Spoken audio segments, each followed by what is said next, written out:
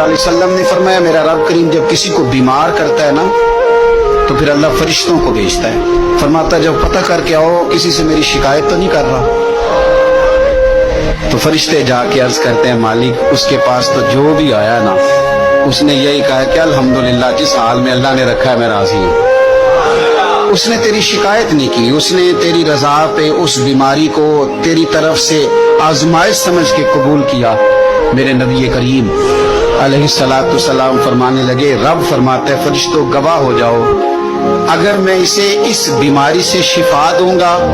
तो जो इसके पास खून है इससे बेहतर खून इसे अता करूंगा, और जो इसके पास गोश्त है इससे बेहतर इसे गोश्त अता करूंगा, और अगर मैं इसे इस बीमारी में वफात दूंगा तो फिर मैं इसे जन्नत अता करूंगा। अगर शिफा दूंगा तो बेहतरीन शिफा दूंगा, और अगर वफात दूंगा तो फिर जन्नत दूंगा। जब आप हौसले के साथ चीजों को कबूल करते हैं, जब आपकी तबीयत के अंदर सब्र छलकता है,